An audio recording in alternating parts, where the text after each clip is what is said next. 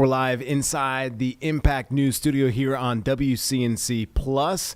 We have a mental health phone bank going on right now as we are trying to seek solutions here on WCNC Charlotte to the mental health crisis. So I want to bring in this awesome volunteer who's been here throughout the day volunteering here at WCNC.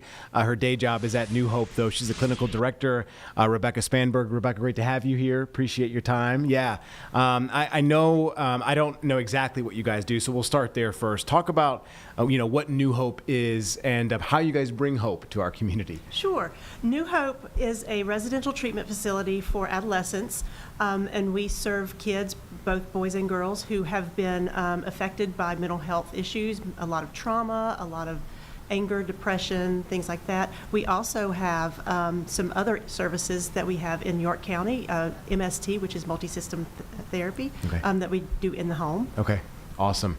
And in my house, we know how important mental health is. My wife's a therapist, a mental health therapist, so it's critical, obviously. And we always talk about healing yourself, right, so that you can love on others. And that's sometimes hard to, it's hard to do. It's easier to say, and sometimes people just need that first step, right? How to get started. So we often say if you're in a crisis, or maybe if you know somebody in a crisis, to call, but you don't have to be in a crisis. So what does that look like if someone thinks that they need help?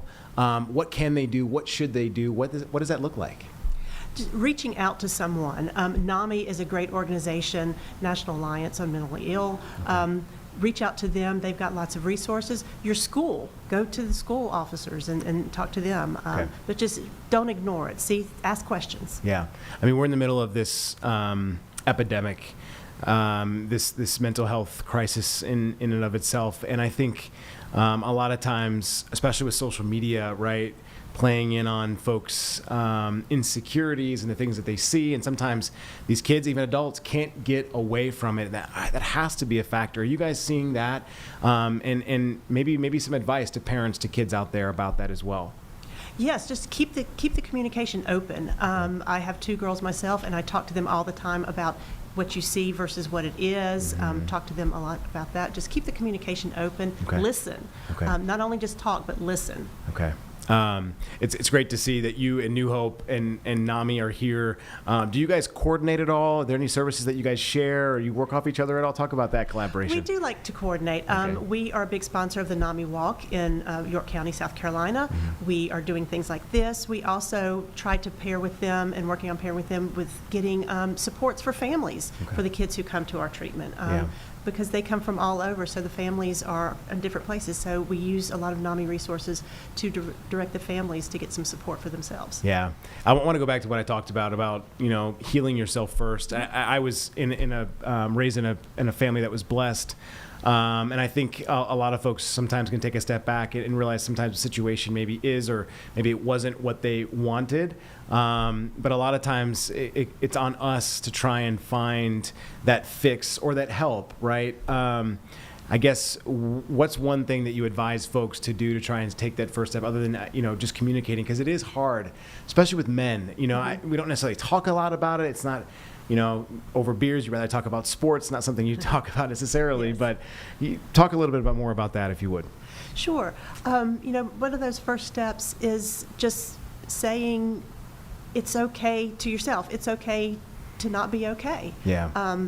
That's kind of cliche enough, but it's true. Yeah. And reaching out to maybe a local mental health center, or Psychology Today has a wealth of referral type stuff. Yes. And so to talk to someone. There's all kinds of different people now who are therapists, who are mental health counselors, and you can find someone who is your people. Right. It might take a few phone calls and a few interviews, but you can do that. Yeah, I always tell people that. Yeah. Don't stop at one. Right. Try to find a couple. It's exactly. It's a relationship. Yeah. And so not everyone you meet is going to be your relationship person. So it is a therapeutic relationship. So I love you got to that. keep talking to people. I love that. And also back to the family approach, because I think that gets lost, right? Individuals is great. Couples therapy, awesome, right? Especially for folks who are thinking about or maybe are married. But families, what does that look like? I mean, do you guys bring in whole families, or maybe sometimes individuals, and then go? What does that look like? That type of treatment? Yeah. So we, just by the definition of what we do, we're residential, and so we bring the kids in. However, we aren't an auto mechanic. We don't fix the kid and send them back. Right.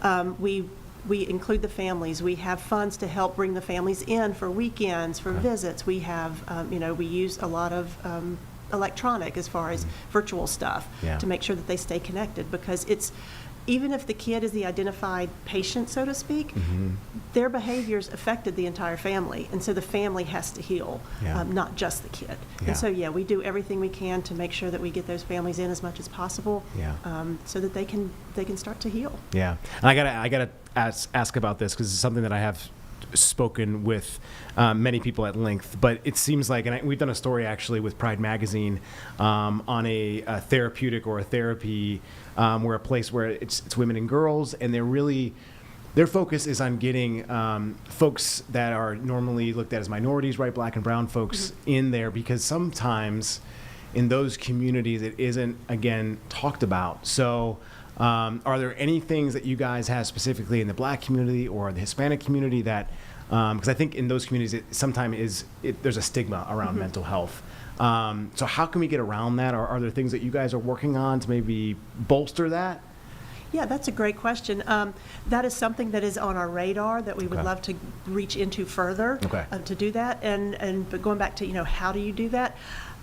It takes those pioneer people, there's one or two people that are in front of the cameras, that are in front of people to say, look, here's what's going on with me, here's what's happened to me, and be that pioneer that goes first. Yeah. And those are brave people. Yeah, they are. But that's something that we would definitely love to reach into and do further work with. I wouldn't be here if I didn't have my therapist myself, and I know there's a lot of young men and women who rely on those services, and I cannot thank those individuals enough, because it is hard. It's a hard business. My wife's a therapist, so I see the long hours. Obviously, I don't know the people she's working with, but I know that they really cherish her and cherish the work that you guys are doing. So we appreciate it. We appreciate you guys making sure that you guys are here and volunteering for this. So I just want to run through our info really quick. So our phone bank going to be going on until 7:30 tonight. Our volunteers are out there.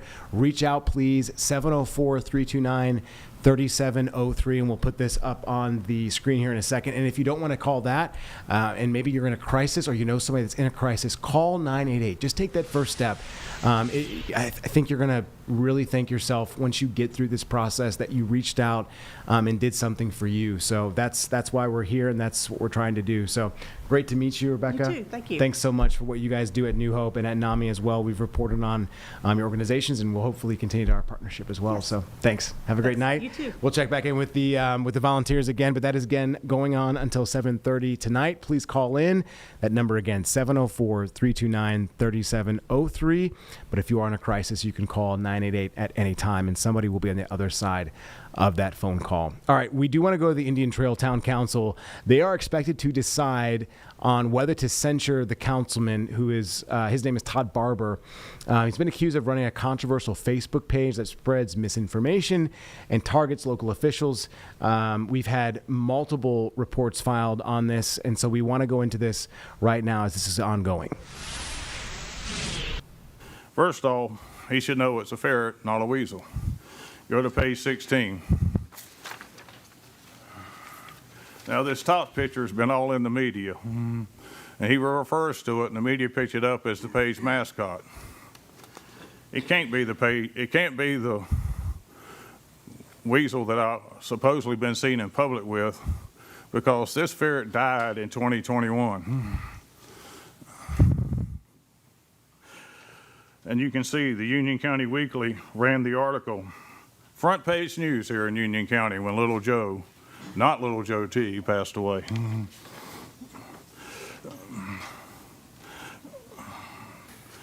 Go to page 17. Being seen in public with a ferret doesn't tie me to a lot of things, including the social media page. Wouldn't I have been seen on the Weasel Report with or without the ferret to make that kind of association? Since the page became the Weasel Report, there's not a single post of a picture of me or a picture of me and the ferret. There is a picture of the page administrator giving a clear representation of ownership of the page to the public, and she is holding the ferret, page 18. That's the administrator of the page holding little Joe T. Her name is Lisa Barber. And go to page 20. Since I've been on council, lots of people have been seen in public with the ferret. State senator, former mayor, county commissioners, county sheriff, state house rep, business owner, community leaders, and council members.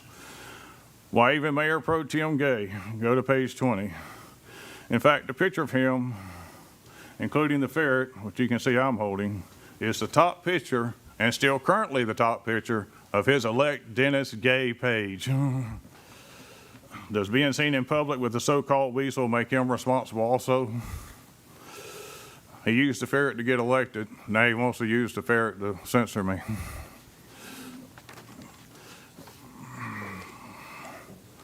And that's Representative Dean Arp in that picture also, and the former president of the Lions Club, which 3 of us in the picture are former presidents of the Lions Club. Page 21. Seeing a ferret on social media does not make me responsible for what is posted or written, especially since it seems the Weeks report does things like use the ferret to find potholes, which would be for the public good. Claim 16. Surface level attempts actions tends to mislead the public. Surface level attempts to cloud that affiliation tends to mislead the public. Well, Facebook has no surface level actions or surface level responsibilities. You're either a page administrator or not. You're either you're a page member or not. You can either post on a page or not. Documented sworn statement along with Facebook policy and rules shows this false invention of reality. I am not a page member or page administrator, nor can I post. Mr. Peterson, in his report, actually acknowledges that my wife is the one posting. Claim 17, council member actions with the weasel undermine public confidence and trust in local government.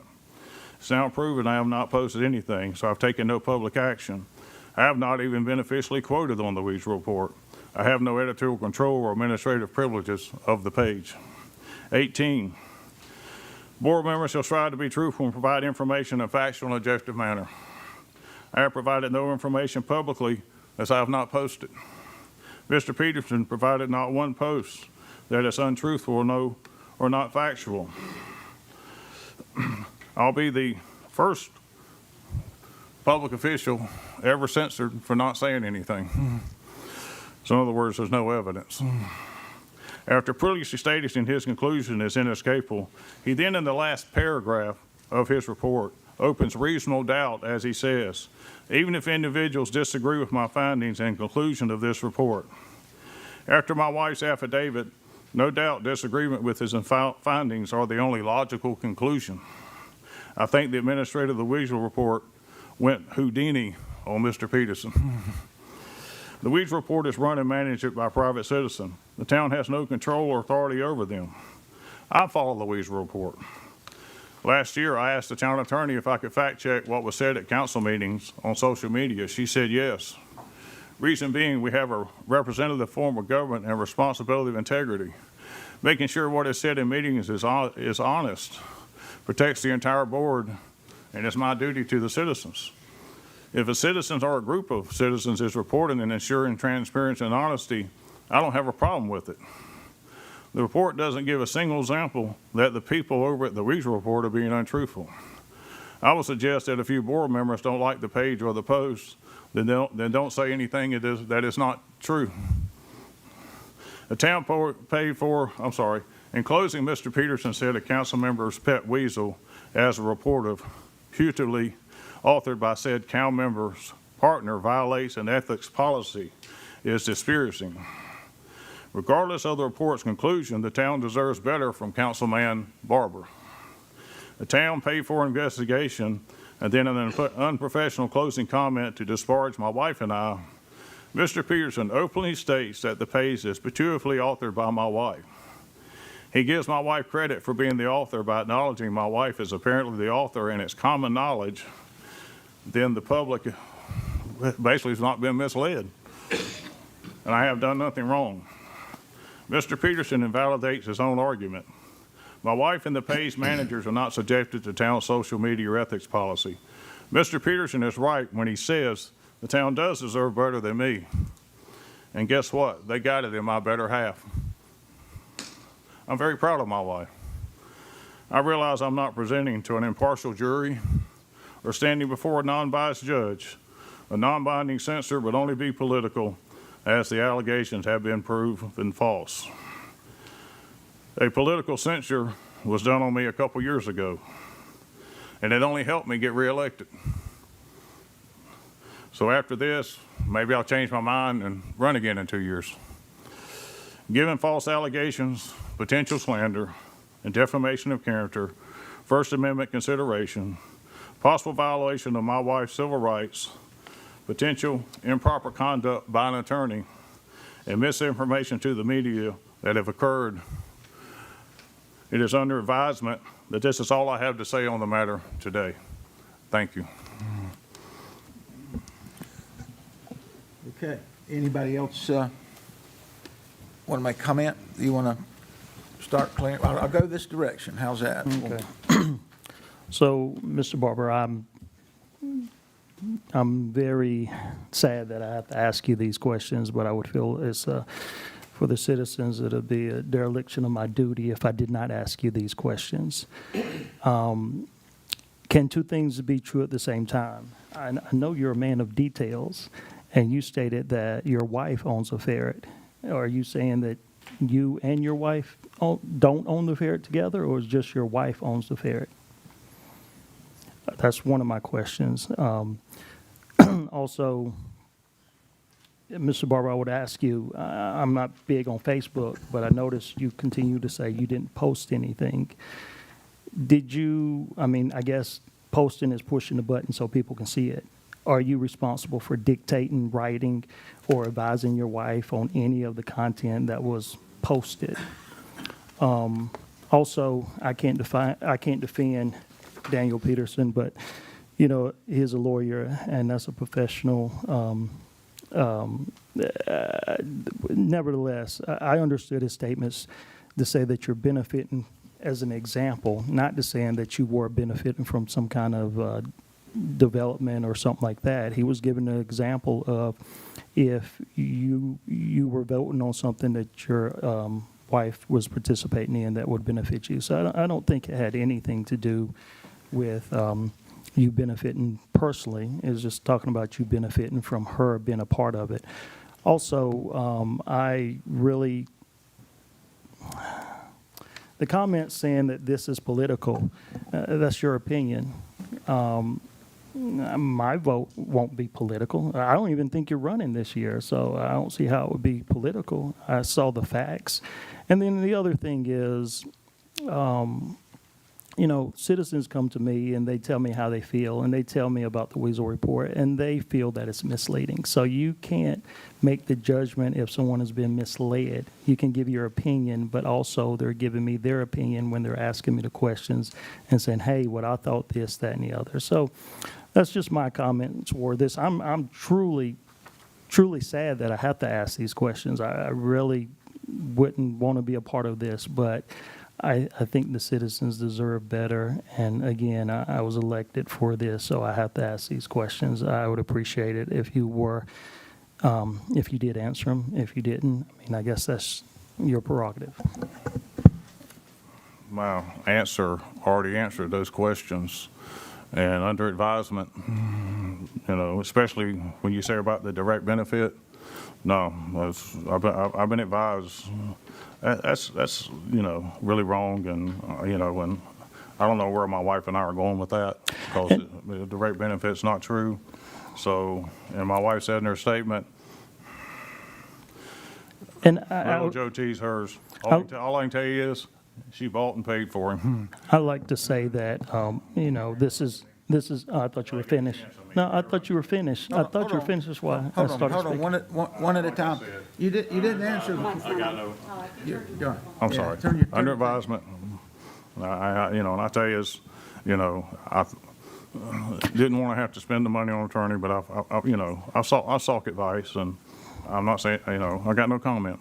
So right now. my next, my next question would be then, who advised you? You're a man of details. You have to pay attention to what you say and what you don't say. You said you were advised. You didn't say who you were advised for. You said something about an attorney, but you didn't say you hired an attorney. And again, I'm not saying anything towards your wife. I have nothing against your wife. I have nothing against you. I just know you're a person of details. And my question again would be, you said you answer the questions. Well, please answer it again. Or those questions I asked. And that's all I have. I'm just curious. So, Mr. Barber, you're not going to answer the question, just for reference for me to know. So you're not going to come back and answer the question. I can't hear you if you're not speaking in the microphone. Oh. So you're not going to answer the questions, is that? That's all I got to say today. Okay. All right. Tom? Yeah, it's nobody's business if he has an attorney or not. The guy spoke for 35, 40 minutes, and he read 22 pages. Listened to the report that he had. It clearly answered everyone's questions, or those questions that you spoke on. But I'm still talking, sir. But however, the guy's, he's clearly a witch hunt up here. He's being railroaded, and it's ridiculous. We haven't been able to do anything pertaining to the town for months upon months. Except spend millions of dollars on stuff that we need to fix roads and infrastructure versus try to censure someone. So, Mr. Gay? I have a number of things pertaining. First of all, Parker & Poe is one of the leading legal companies in Charlotte, very competent, and we were very confident when we hired Daniel. To start with, in Mr. Barber's report here, we did have a delay in attorneys because the attorney found out that Mr. Barber had spread around town that she had left our contractual employment because of me. And so when she found that he was telling that out there, then she felt like that she basically couldn't come back in here and make any kind of a judgment with that kind of rumor, if you want to call it that, or a lie floating around the town. There were, I just take a look at some of the statements that he makes, like after September, he quit putting anything under the Weasel Report, but December the 20th, he put on the Weasel Report that a medical company had opened up. 14 minutes later, he put on his personal page the exact same verbiage. Even as we know he's got very poor grammar, he had the same poor grammar on both pages. So we got it right here in black and white that on December the 20th on the Weasel Report, he posted with the same poor grammar. 14 minutes later, he posted on the Todd Barber page with the same poor grammar.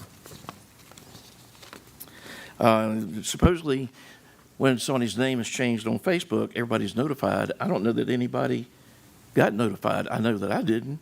Of course, Todd Barber has blocked many of the people in the town because they've talked back to him, and he doesn't want anybody to see negative things saying that he's not telling the truth on his Facebook page. So many people have been blocked by him. So maybe that's why we didn't get a notification. Let's see. Get back over to before Mr. Barber switched over from the Weasel Report. Prior to that, you could see his hand.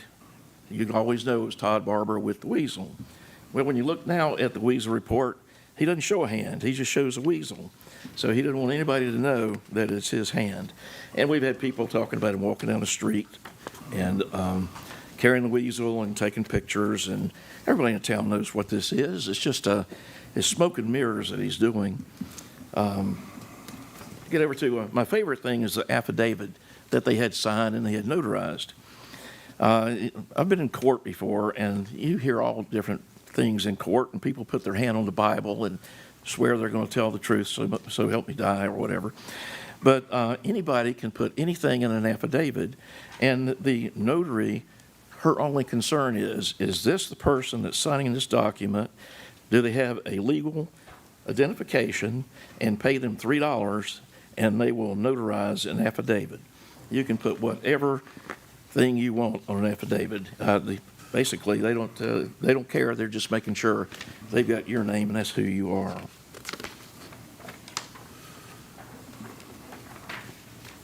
Daniel Peterson, excellent attorney.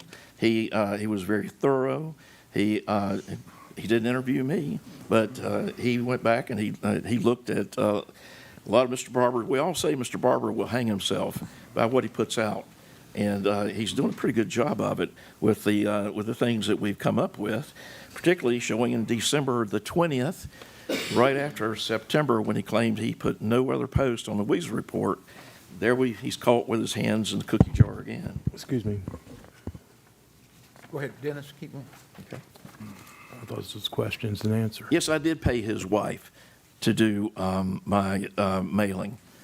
At the time, I thought Barbara was fine.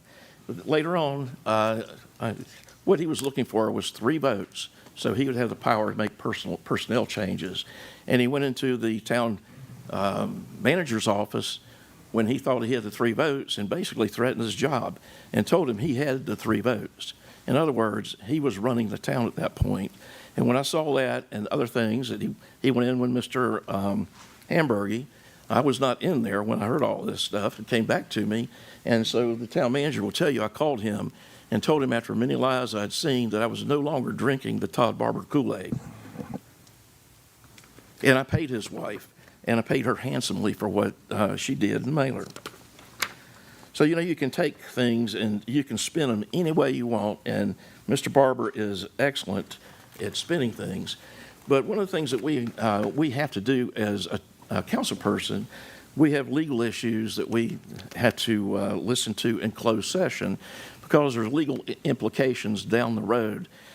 So things that we talk about, like properties that might come available, we don't want people, if it's good for the town, good for the people, we don't want anybody to know we're looking at it, maybe, so that we might lose that property, somebody jump in there and get it before we would have a chance, such as our community center that we'd like to have. And of course, we went out and we got a great deal on the property, but Mr. Barber, Mr. Ambergy went around town telling everybody that it couldn't be built on and that we wasted millions of dollars. And we had a developer come back and offer us $500,000 more because he knows what that property's worth and what can be built on it. So why do people go around and lie? And you go back to a ferret being close to me. I've never touched that ferret. I'm a dog and cat person. When somebody walks up beside you because somebody has a camera and going to take a picture and they have a ferret and you can see he's at the other end, I had no clue he was holding a ferret that day. Let's see. I hate that he is, and I really, when you look at this thing about the complaint to the bar, he doesn't even have a date on it. So we don't even know if he's actually put a date. He has a habitual problem telling the truth, and he's very good at smoke and mirrors and making things look a certain way. He's very talented at that, but that doesn't bring out confidence in the people in the town who know what's going on, have caught him, and all these lies he's put out there. And another council censored him, and what did he do? He got worse because he thinks he's untouchable. Todd. Now you know why I was advised not to comment. Basically, you had implication of my wife committed the crime, falsifying the affidavit.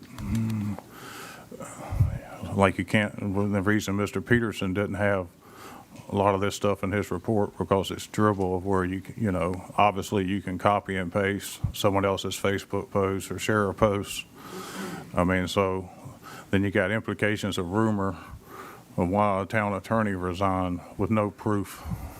So now you know why I was advised when you sit up here and make an implication, especially that my wife committed the crime in falsifying an affidavit.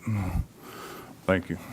I'd just like to add, I didn't hear Mr. Gay say that anybody falsified an affidavit. I could be wrong, but I think what he said was, and I could, and correct me if I'm wrong. Show proof. Did he say that she And What I heard him say is that all a notary has to do is check before they notarize it, that the person signing the document is in fact the person who's showing them ID, that the notary doesn't check for truthfulness of any statements. They just match the person they just signing it. match That's what I heard yeah, him say. they just look, it's not their job, actually, to read the document. It's not their job. Their job, what I understood was, it's their job to make sure the same person that shows her licenses or his license or whoever's license signs it as that person. Mr. Mayor. I never heard anything about falsified. That's a perfect example of the twist and turn that he does. I broke the law because I said that a notary will sign anything as long as they can prove it's you. And he turns me into breaking the law. I picked up on it. implications there. Well, okay. my opinion. Crystal, did you have a comment? Most of mine were questions, but there's no reason to ask. Most of mine are questions, but there's no reason for me to really ask them without being able to get an answer. I mean, honestly, I just think our town deserves better than what we're doing right now. All right. Anybody else? Clarence? My last statement is that if we take a vote, then my vote is based off the evidence that I've seen, not based off anything that Mr. Gay said or that even Crystal added, or that, is based off what evidence Todd presented and what evidence I know. And that's it. All right. Looking both ways, it's my job as mayor, and I hate doing this. This is not fun at all. We were here almost 2 years ago, where Mr. Barber had mentioned when he was running for council, he had put some statements on Facebook accusing our town employee of putting some information on Facebook, and he misquoted her, talking about what could be done and what couldn't be done. And people actually wanted her fired and stated on Facebook she needs to be fired. She needs to be fired for statements that she didn't even make. So that's what he was censored for the first time. We're just back in that same position again 2 years later. I've been up here a long time. I've been up here 14 years. And I've talked to I've had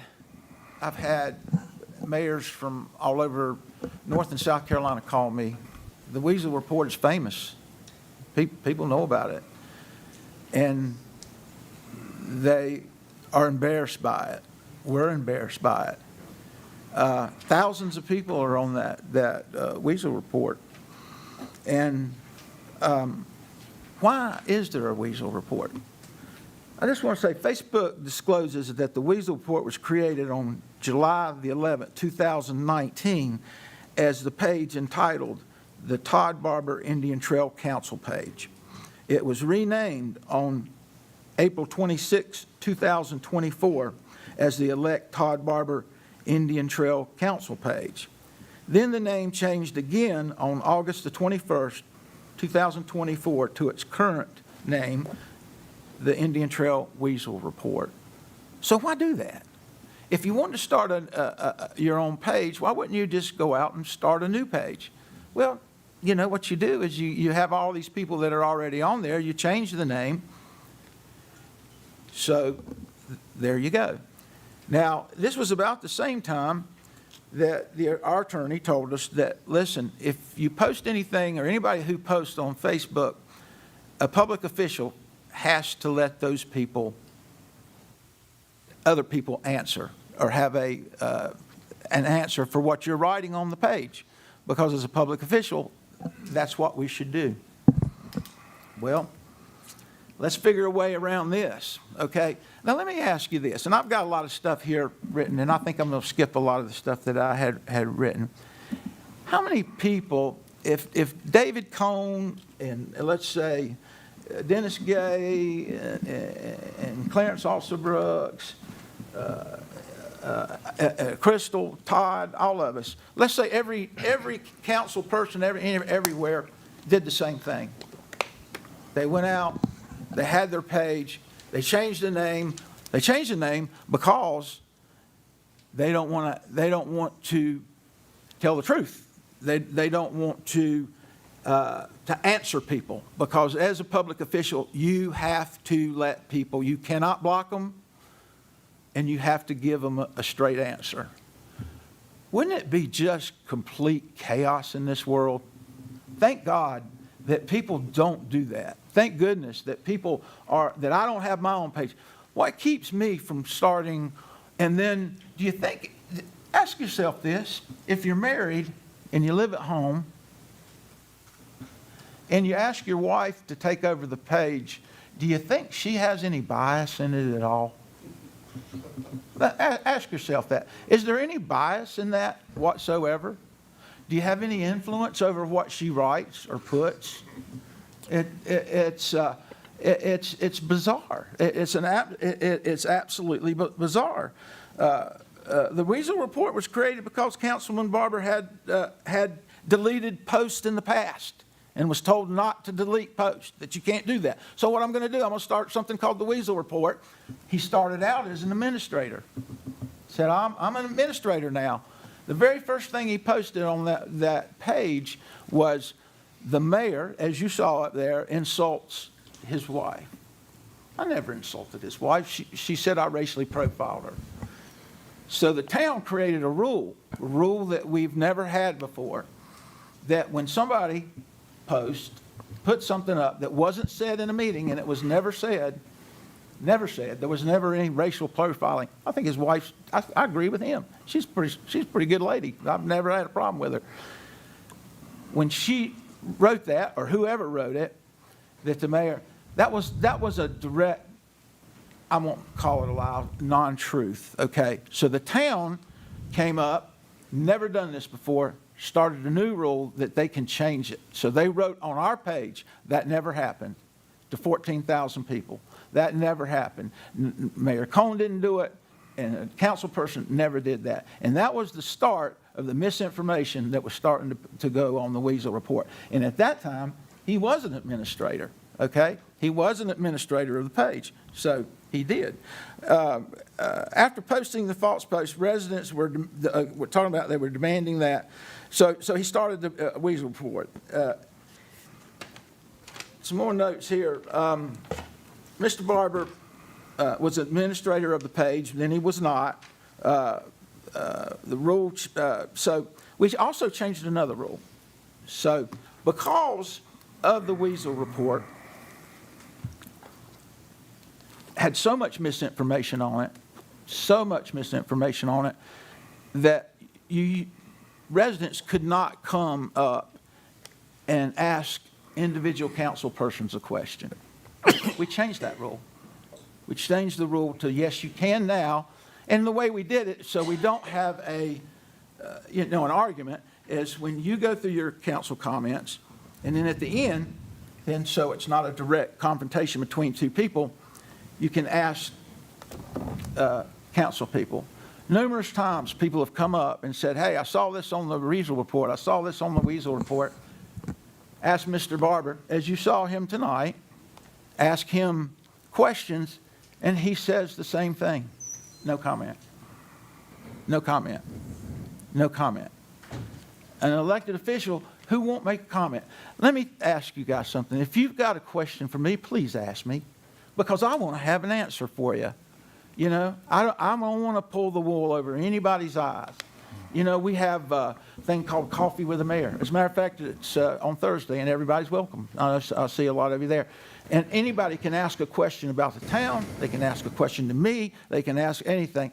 Because as an elected official, don't you think you owe it to the public to answer questions? I mean, what does that tell you? What does that tell you?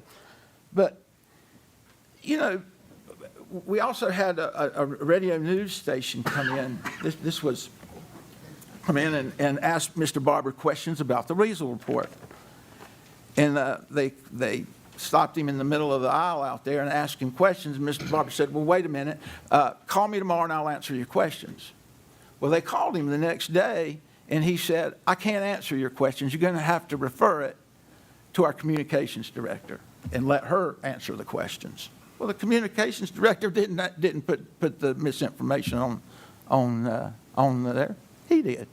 So he has never answered a question. He won't answer questions, as you see tonight. And listen, I'm not here to go after. I'm just tired. I'm just tired of this same old stuff. And we get blamed.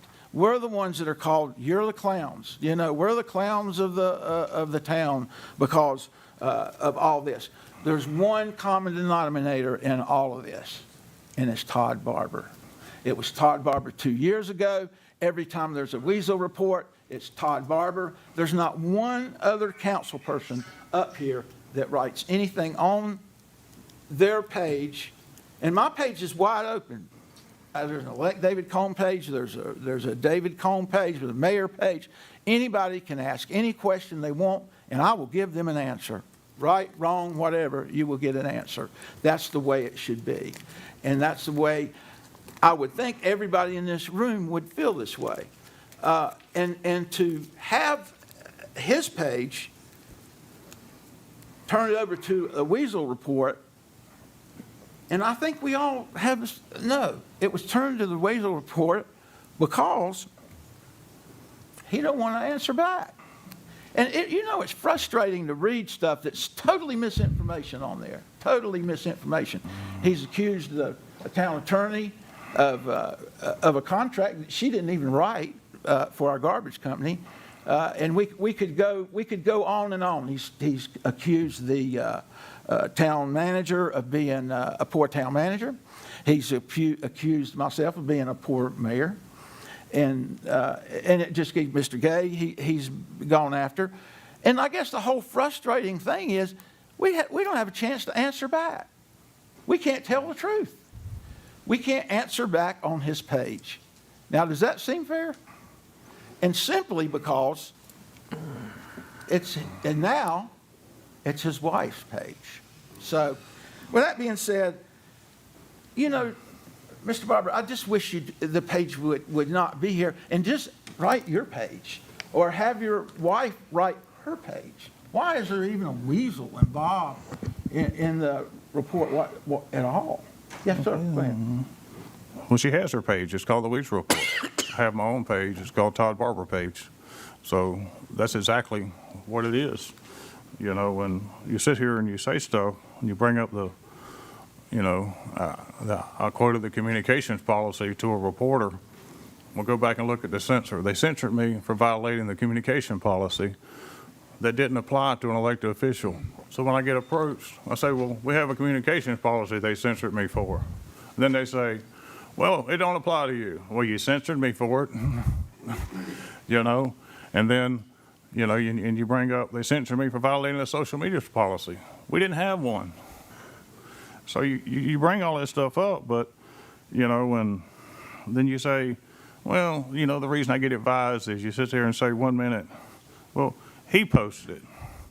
Well, I didn't say you insulted me or racially profiled me. Clearly my wife did that, but then you're saying I told her to do that. Well, I never said you racially profiled me. I'm not Asian. And then you sit here and you contradict yourself. Well, he's telling her what to say. Well, he's posting it. Well, she's posting it. You did 3 contradictions right there. I don't think I ever told her. I'm not talking. That. Do you mind? No, I was talking, and you I'll let you have the floor. Go right ahead. Go ahead. I'll raise my hand. So you get contradictions up here, and this is why I was advised and seeing, and the stuff they're saying, guess what? The investigator didn't find it. It's not, the things you're saying wasn't found in the investigative report. He didn't say one thing posted was untrue. So, so you're adding to things basically because really the report didn't give you what you wanted. That's true. Okay, now. Okay. So, and so I didn't post anything. First of all, I didn't believe violate any I'm sorry. ethics or Supreme Court ruling. I would actually have to put something on social media to violate something. I don't believe I just sit here and said that you told your wife what to put on the page. But well, you know, I know. I don't think I said that. But let me finish. I'm sorry. Go ahead. That's okay. That's okay. Listen, I just wish we could all get along and wish we weren't here. This is how serious it is at this. We have one of the finest staffs in the state of North Carolina, and people sit here shaking their head. They make us look good. They make us look great. Everybody up here knows it. So I think back in December, this has gotten serious at the workplace. Not only because of the public getting tired of it, the employees are tired of it. It's a hard place to work now. So we went into a closed session and on December 10th, 2024.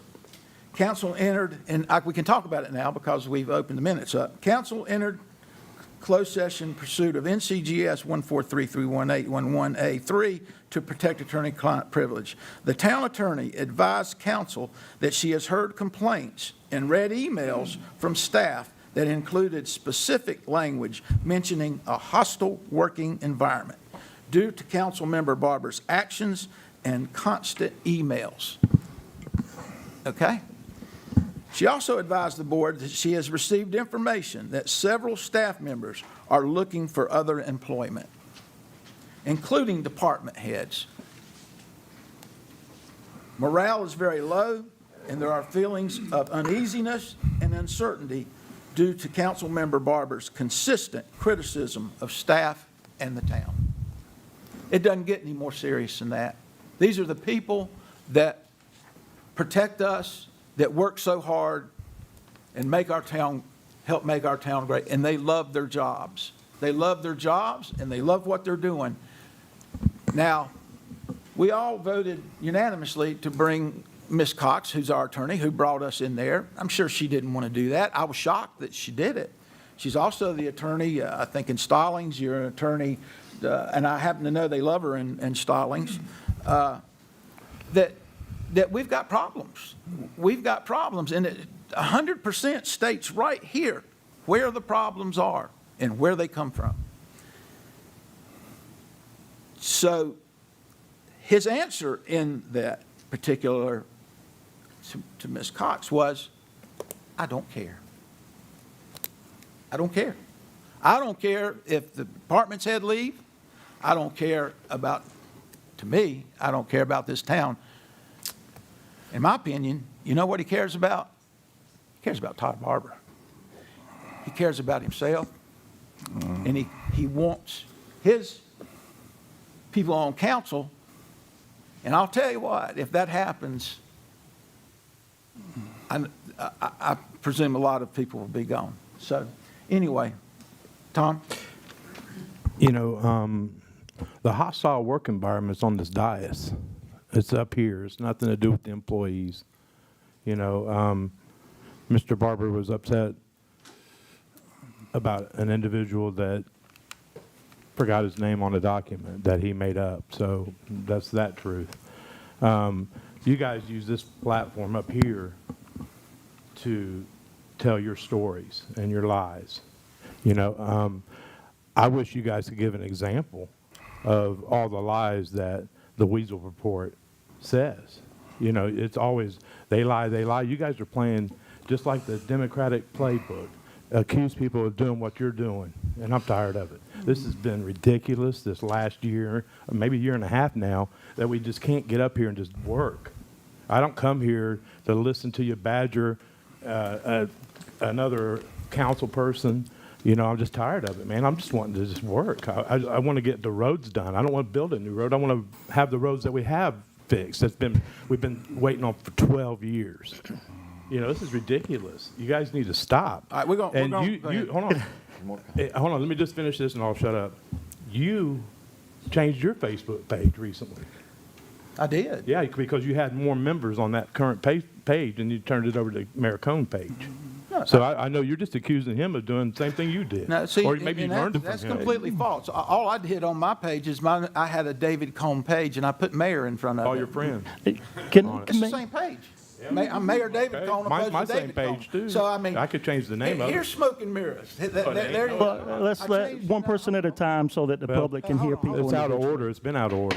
No, and okay, and what I'd like to do is you know, we talk, Mr. Amberger speaks of, he's tired of the lies, and we're spending time up here because of one person, every time. It's the same person. Because you don't like what he's saying about Like, you. now Man. you're out of order. But you've been out of order, sir. Next word, you're gone. You can laugh, and you can laugh. But just for the heck of it, Clarence, why don't you tell some of the, that he can't think of any lies that's told on the Actually, what I would say, hopefully to put a bow on it, or what Crystal or Todd, is that we've been sitting here for an hour and 15 minutes, whatever, and we have a potential developer who had to sit through all of this.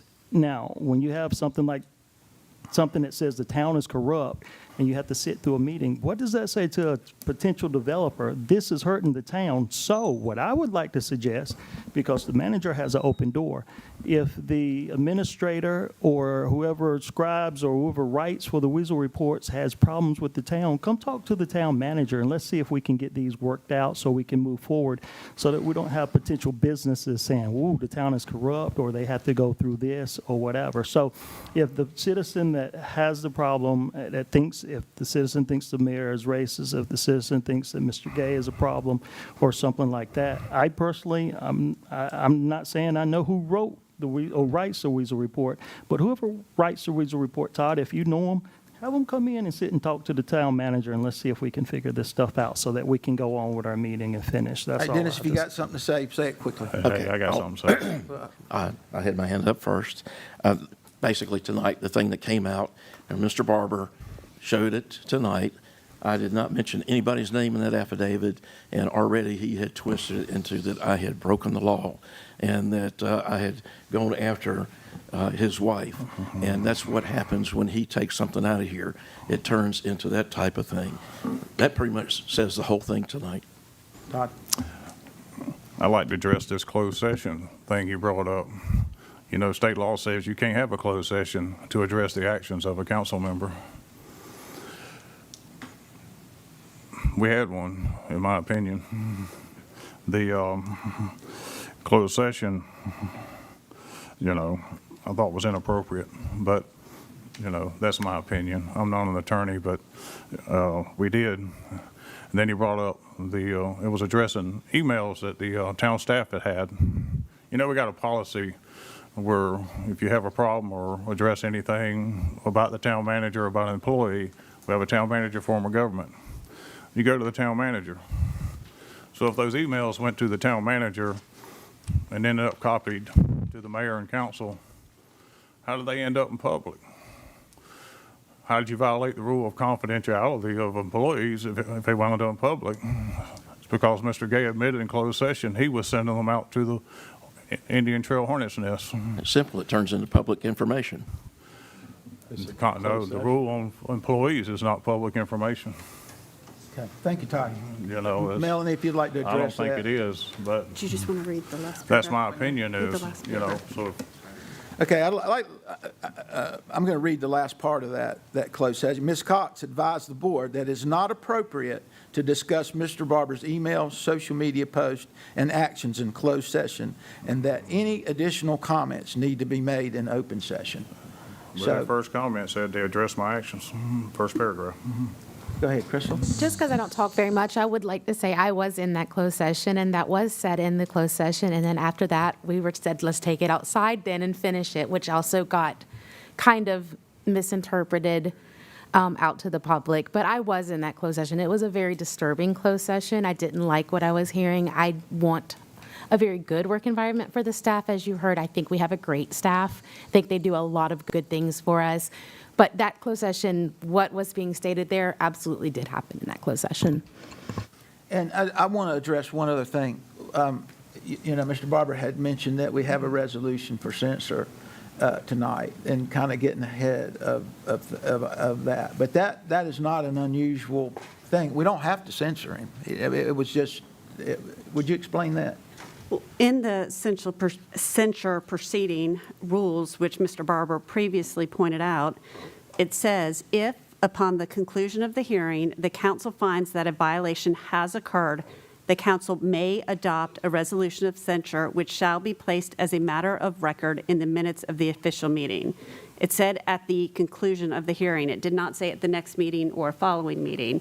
So just like when we have rezoning, Ms. Deese prepares ordinances and has them in the packet for you. It does not mean that you're going to vote to approve the rezoning or that you're going to approve the statement of reasonableness and consistency. Many times we prepare documents, so in the event you need them, they're there. It said draft on it. You can modify it. You can change it. You can do whatever you want with it, and you don't have to use it at all. But I was following the rules based on Mr. Peterson's report. Gotcha. All right. Well, thank you for doing that. So let's move on. I think it comes down to two things. I don't think we talked more about whether Mr. Barber was the Weasel report or whether he wasn't or whether it was odd that it's white. We talked about all that. We didn't talk about all the stuff that went in there, went in the reports that were not accurate. Let's just put it that way. So with all that being said, that could go on for a long, long time, another day, but hopefully we won't have another day. Does anybody want to make a motion to do anything? I'll make a motion to censor Mr. Barber based on the evidence of Parker and Poe presented. I have to make a motion to recuse myself. I can't vote on a Okay. censor. Would you like to make a motion to I'll make a recuse motion to recuse myself. Okay. All in favor? Unanimous. Okay. All right, now. Okay, I'd like to make a motion based on the investigation by Parker and Poe attorneys that we censor Mr. Barber for ethics violation. Mr. Mayor, just a point of clarification, may I, for Mr. Gay's motion, is he in fact asking that the resolution in your agenda pack be approved? Is that right, Madam Attorney? Is he asking for there's a resolution that was drafted in your agenda packet? Are you asking that resolution be approved tonight? That's correct. Okay. All in favor? Ms. Mulholland, Mr. Gay, Clarence, all against? Tom's against. Passes 3-1. Let's move on. Do we read the resolution in the minutes? What now? Do we need to read the resolution? It's up to you. I don't. Todd, would you like for us to read the resolution or not? Okay. All right. That moves us on to public comments. Wow. All right. Public comments. By addressing council, you acknowledge you've read the town's public comment rules and will abide by them. Okay. Number one, Pat O'Connor. Everybody will know what I'm going to talk about. First off, let me just say that this isn't just me.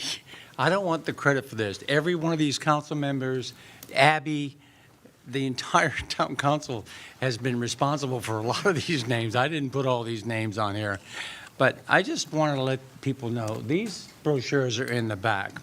Just a brief history. We dedicated this memorial in 2019, and shortly after that we had the pandemic, so it kind of got pushed on the back burner. After 6 years, of a total of 800 names, we only had 262 names on there. We did one engraving which put about 12 or 15 names on there and got us up to 274, which meant we were 26 names shy of having 300 names. I'm glad to announce we now have the 26 new names. We may even have more than that. But Memorial Day is the 26th of this month. What a more admirable time than to add somebody's name on there. And my catchphrase that I told David, the mayor, was, a policeman may keep you safe, but a veteran will keep you free. Thank you. Thank you, Patrick. Thank you. That's very good.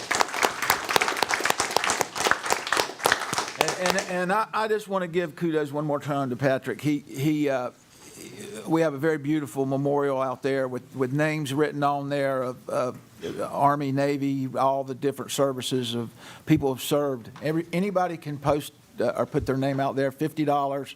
And Patrick is personally, I don't know how many people he's put out there out of his own pocket. 7. Okay, now I know. 7 people he's done on his own. How many do we have out there total now? Right now, there's 274. Once we add these 26, we'll have at least 300 names. And how many more can we put out there? Oh, Hundreds. 500 more. 500 more. So if you know anybody, it's beautiful. Go out there, look at it, and it's a beautiful thing. Also, Pat- we're developing a new brochure. I think Abby was telling me that'll be more for the city and have an active website where people could actually donate if they wanted, stuff like that. Okay. All right. Thank you, Patrick. That brings us to Amy Schellenkamp. My name's Amy Schellenkamp. I came prepared to speak about the censure of Councilman Barber. But due to a highly unusual fact that you moved this up before even council comments, I guess some of mine go by the wayside. I want to go back to Clarence, what you said about mediating and talking this through. Why could this council not have sat down and acted like adults and tried to settle things? I taught public school for over 30 years. Sometimes I feel like I'm seeing a bunch of bullies pick on somebody that's weaker than them. They don't give that person a voice. Why has this council not tried to sit down and handle this like adults instead of wasting all this time and money not taking care of the things that the citizens of Indian Trail are concerned about and worried about? Our town does deserve better. Sometimes I feel like, Mayor Cohn, you should be gaveling yourself. Mr. Gay, you should be gaveling because you spoke. Mr. Barber spent tons of time presenting all of that information today, and he said that he was not the administrator. Yet all the comments kept saying different to him. I'm not totally prepared. This town hired a lawyer to go after Mr. Barber, but this council did not offer him the same privilege by hiring a lawyer for him to defend himself. He had to go up against a lawyer on his own. It's sad. It's sad that we took a report by the lawyer that did not give factual evidence. And Mr. Barber did an excellent job pointing that out. And he had all of his things in order. Crystal, Clarence, you missed a golden opportunity tonight to say, let's just put this off and let's not take this any further, or let's give Mr. Barber a chance to consult with a lawyer for himself. There's 2 people standing up here that have been after Mr. Barber. It's a personal vendetta. It's been very obvious. I sat here and heard the first censure, and there's reason why Todd's wife would be concerned, and she has a voice just like all of us do. Okay, next, Michael Falkenberry.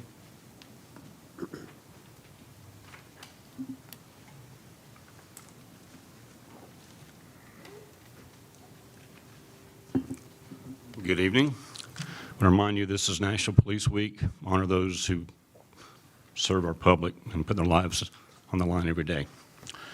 I enjoy having my name mentioned by a council member. My name, the Hornet's Nest, thank you. If you want to know the lies about the Weasel Report, I encourage you to go to the Hornet's Nest. Quite a few of them, all in red with arrows pointing exactly what lies were posted. Now, as for the fact about the affidavit by the council member's wife, what happened to Chang Boo? Sat there and bragged Chang Boo was part of that page. I don't see Chang Boo in the affidavit. Where's that name? As for the comment about a ferret, that it had died in 2021, now we're nitpicking what kind of ferret's in a picture. I guess if you're on the ferret, you know exactly what the ferret looks like. I couldn't tell you one from another. It's a ferret. Weasel. Ferret, weasel. But now he's saying it's not weasel. It's a ferret. Make up our mind. Also, about the comment that the page name was changed before the actual name of the page changed itself for some of the comments. I didn't see a disclaimer. I didn't see any notification of that anywhere on that Facebook page. Where is it? Nowhere. If that's true, why didn't somebody put it on the Weeds report? Hey, some of these comments were originally elect Tom Barber, whatever the page name. Now it's the Weeds report. Don't see it. But now he's providing that information. I agree. We have better things to do in this town. But, like you said, it's getting old. And for a council member to sit there and say, nip it in the bud, put an end to it, and he's liking the comments on that page, or liking them, or loving them. I have screenshots of that too. And yes, you were asleep during that council meeting. So whatever. Like I said, we got an election coming up. I have no doubt this is going to be a campaign issue. I see to it, it will be. Like I said, for somebody who wants to answer questions ever, that's part of the problem. If he's willing to be more open and transparent, it wouldn't be an issue, would it? But no, you want to sit there, no comment. No comment, attorney said not to say anything. No comment. That's what we're going against. Same crap over and over. So are you going to make a change? Or will we make the change in this coming November? Thank you. Paul Warner.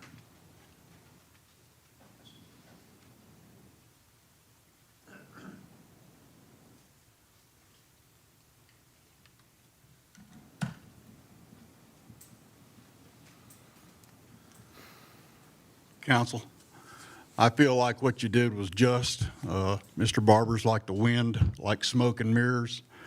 Don't appreciate what it's doing to the town. It really hurts to see this brought up on the news like it is. And the Indian Trail is a wonderful place to live. And it's genuinely because of this town council. I'd sure like to see you all pulling together like a good team of horses. Thank you. That's a good one. Jim Luttrell.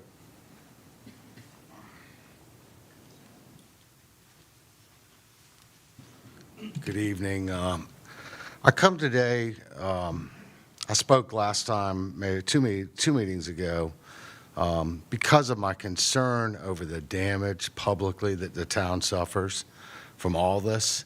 And I think everyone knows, even on both sides of this argument, this is enough. We are headed down a dangerous road.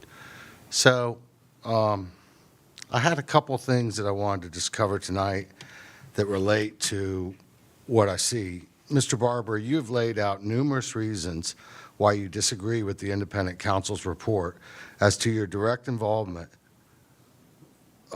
as the author of the Facebook page, The Weasel Report.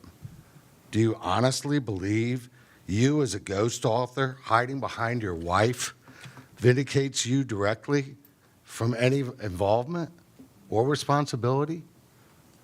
This is a cheap ploy. None of the people in this room will excuse your involvement or your ethic responsibility to close the social media page, The Weasel Report. I'm calling you to do it immediately. If not, we know the other alternative. You should resign. It's ethically and it's damaging to the town. You and your wife used the Weasel Report to attack numerous town employees and political foes and spread misinformation, and we've all heard it. Lastly, you state there are numerous Indian Trail residents that support you. Where are they? I've been to several meetings. I've not heard anyone stand up here and support you. Where are your supporters? I call on you today to acknowledge your involvement with the Weasel Report and cease any further publications.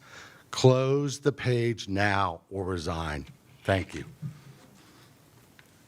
Lynn Cole.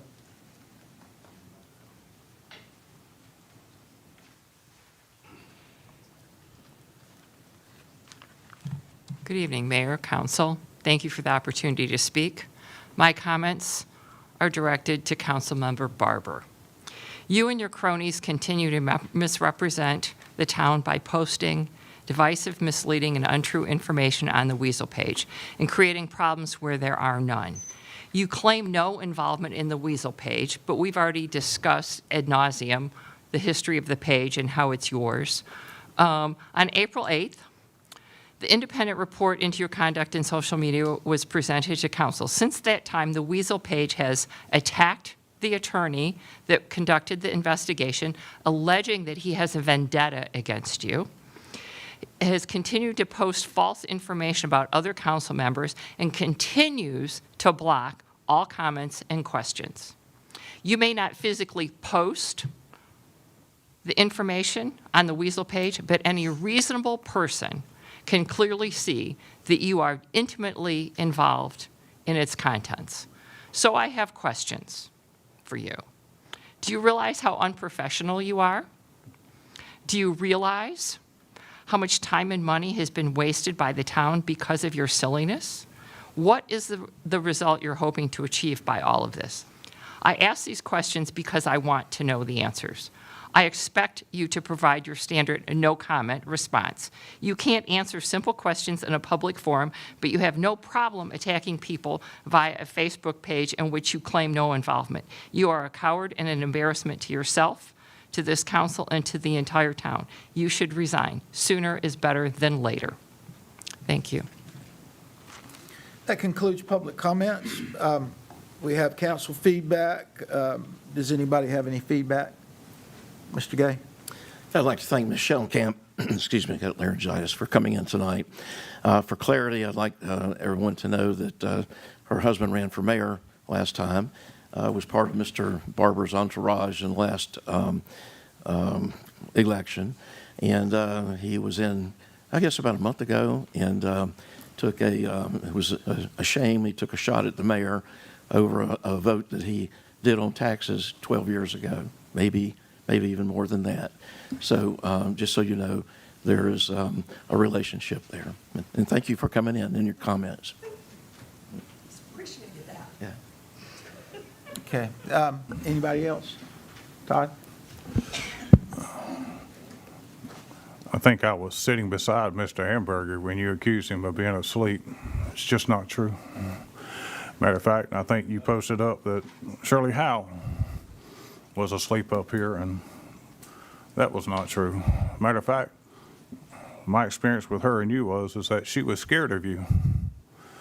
So, that, you know, I think Mr. Hamburger needs someone to let them know that no, he was not up here asleep. So, you know, there's different views and opinions of what's out there. And, you know, when citizens can say whatever they want, other than my wife. So, no, but, and Lynn, or whatever your name is, thank you for coming in. Appreciate it. Anybody else? Tom? Again, misleading, you know, he accused me of sleeping up here. I mean, come on. It's easy to take a snapshot of a video and where someone may be looking. I was looking down like this while ago and said, oh, he might think I'm asleep again. So I'm done now. I'm going to go take a nap. Anybody else? Okay. Well, that concludes council comments. Let's move on from this. I'd like to take what a lot of you have said and close the book on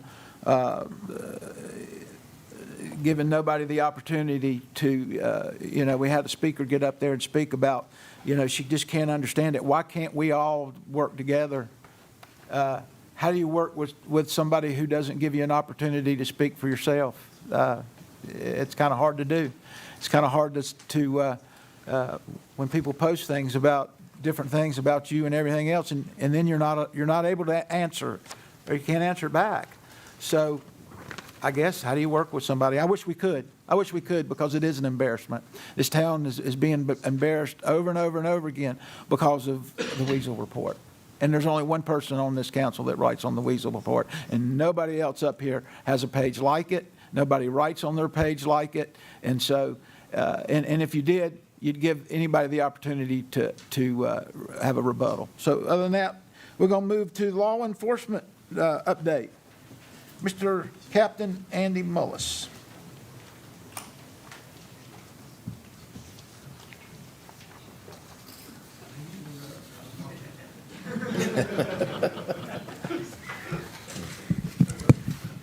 Well, let me start. I'm going to put him on the spot just a little bit. Several months ago, we did some rearranging at our office to try to make it a little more user-friendly. And if you hadn't been by there, I'd encourage you all to come by and check out our new, we took an office and kind of redesigned it and put some workstations up. And I just want to say thank you to the town. We have got some, especially those guys up there in the maintenance department. I know that they want their own place.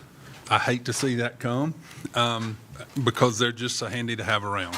But I want to say thank you. They have been a great help in that, and Adam has as like I say, working with us and getting that up and running. So thank you, Adam, and to your guys. Real quick, I know we've been here a while, but just want to give you a few of the reporting stats and kind of some of what we've been doing, both patrol-related and our investigators. For the month of April, we took a total of, or we had a total events of 3,972. Out of that, we took 288 reports. We had, and I wanted to, I know I always give you like an alarm report. I went through that report, the whole 3,972 call list, and kind of, I highlighted anything in the month of April that we took more than 20 calls doing a certain type of call.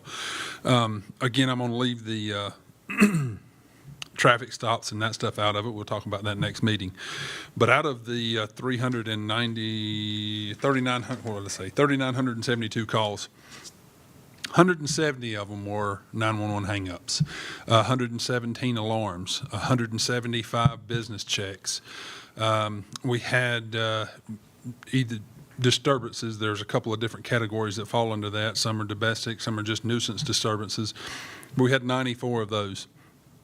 We did 83 follow-ups in the month of April. We had 23 fraud calls, 27 harassment calls, 69 improperly parked vehicles. We get those pretty regular. We did 1,670 preventative patrols. We had 56 calls where folks just needed information.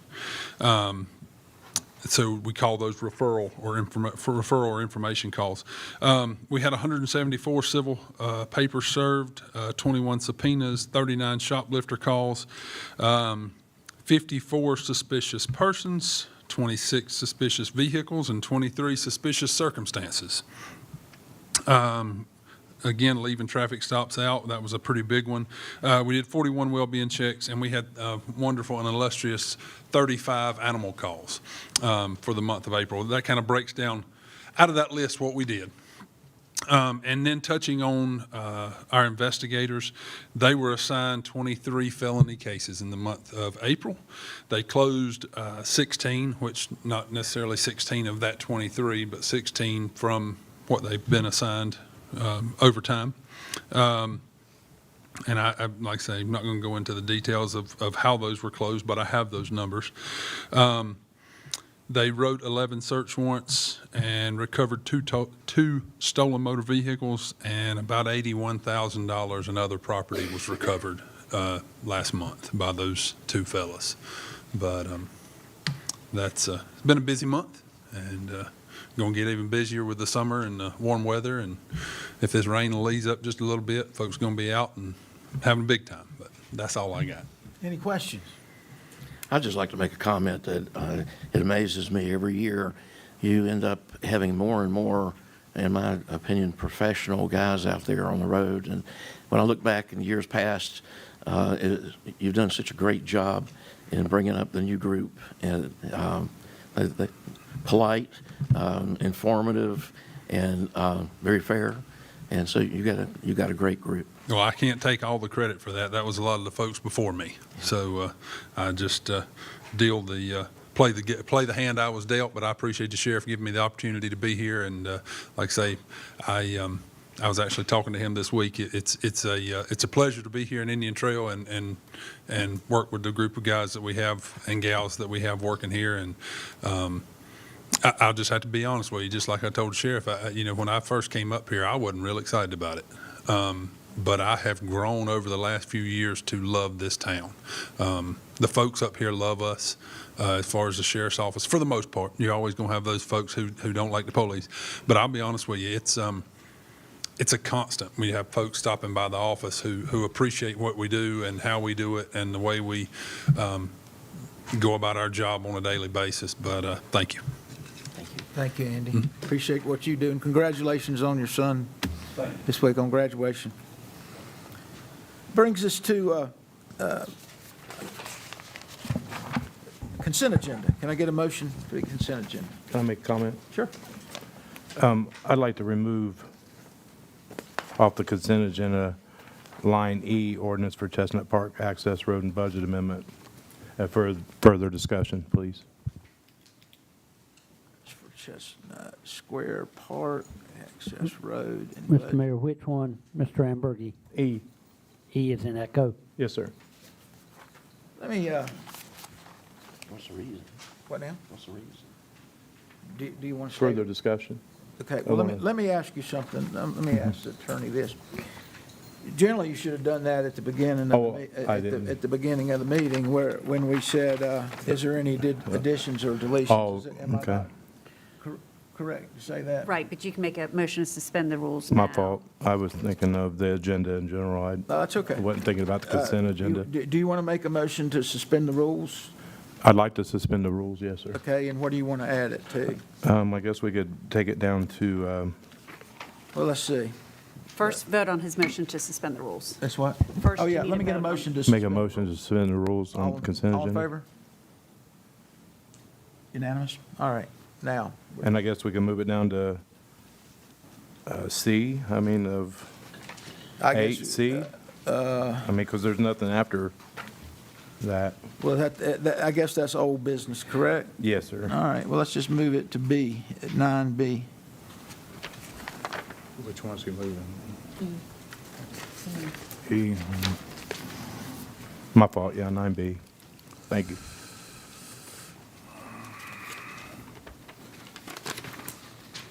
Gotcha. All right. Now, can I get a motion to? Excuse me. Can we move 7D also?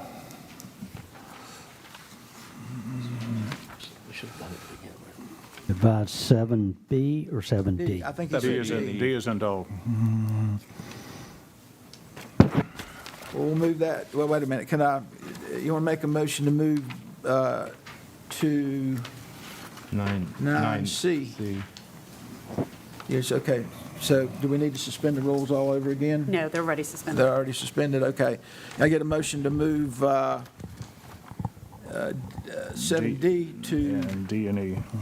I'll make a motion to move 9C. 7D to 9C, and also make a motion to approve the consent agenda as amended. All in favor? Unanimous. All right. All right, brings us to public hearings. Ms. Dees.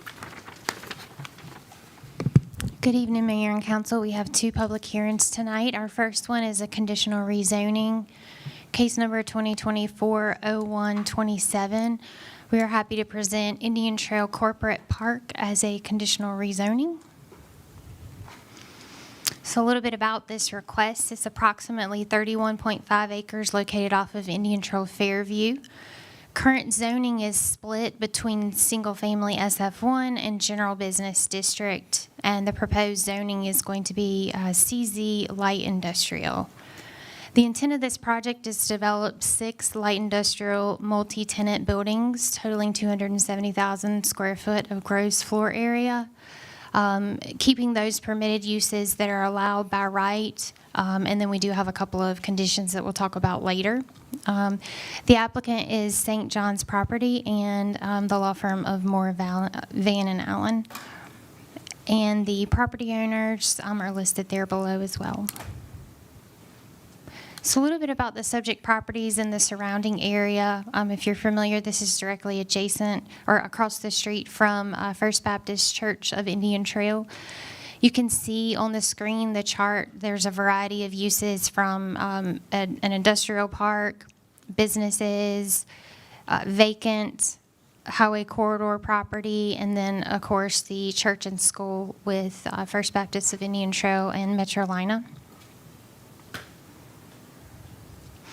The current zoning of the property, again, shows that split, the beige being SF1 and the dark purple or bluish purple is the general business district.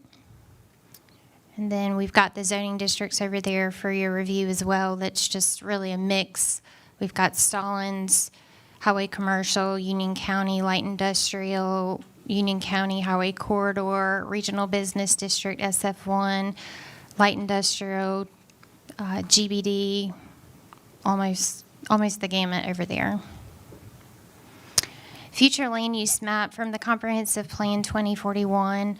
I will say that staff is a little disappointed in that we didn't exactly get this right, but it still definitely does fit within the comprehensive plan. So we have had over the years a large number of folks reach out for this parcel and the existing shopping center to become a new large mixed-use project. Unfortunately, that does include high-density and apartments. So we did provide the feedback over and over that that probably would be a difficult request. And so I think this is why we've landed where we are today. But we are excited about this park playing off of one of our Jules Old Hickory Industrial Park. And you can see that it's adjacent to it, so it plays well with the comp plan. So here's some photos for you. Street view photo. This is looking northeast along Indian Trail Fairview. This is southwest along Indian Trail Fairview.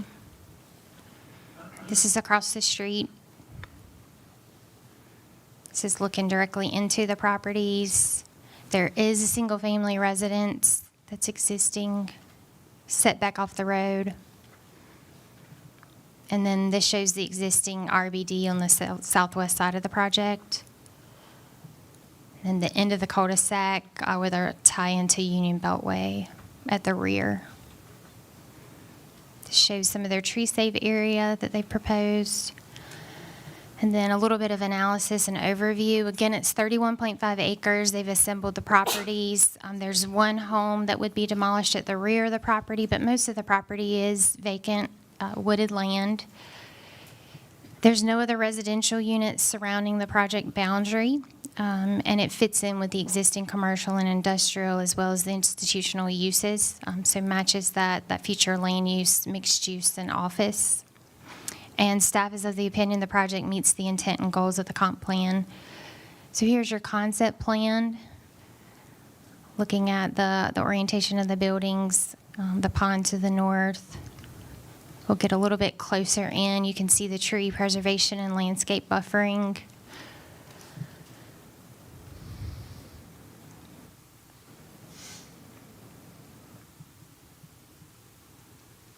And then one condition I did want to specifically mention, and there was quite a bit of discussion between the developer and staff.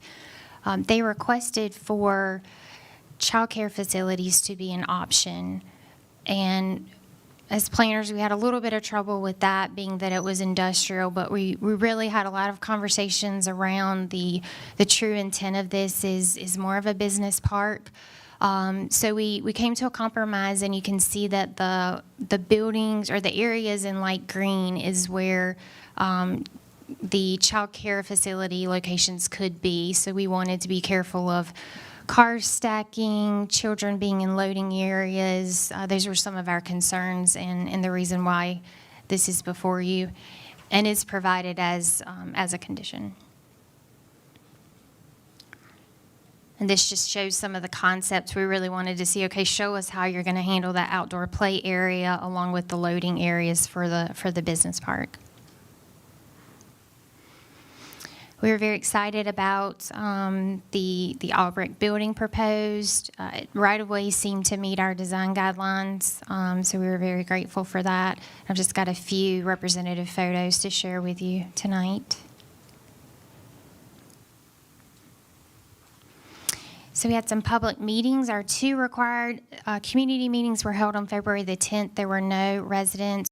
All right, we're going to pull ourselves out of this meeting as it continues in terms of the public comment and what they're talking about, the public meetings that are ahead there. We'll get more information for you on our news at 11 tonight, but the president is is on a Middle East tour right now, is in Saudi Arabia. There's I think a $400 billion investment from Saudi Arabia going to the United States. And this was a discussion with the president a little bit earlier about what that investment looks like here for Americans here in the United States. Thank you very much. It's an honor to be here. What a great place. What a great place, but more importantly, what great people. I want to thank His Royal Highness, the Crown Prince, for that incredible introduction. He's an incredible man. Known him a long time now. There's nobody like him. Thank you very much. Appreciate it very much, my friend. And it's a tremendous honor to return to this beautiful kingdom and be welcomed back with such extraordinary generosity and warmth.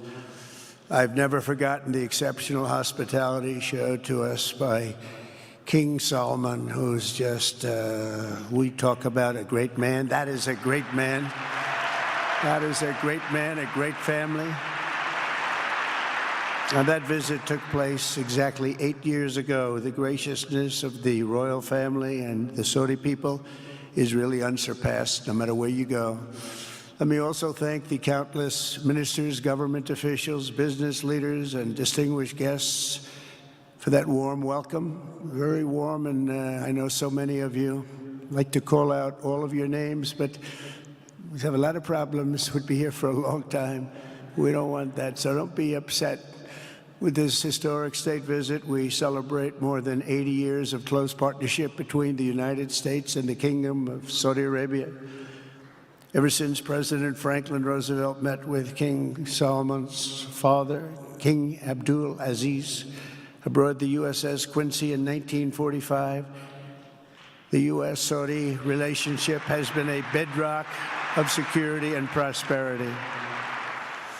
Today, we reaffirm this important bond, and we take the next steps to make our relationship closer, stronger, and more powerful than ever before. It is more powerful than ever before.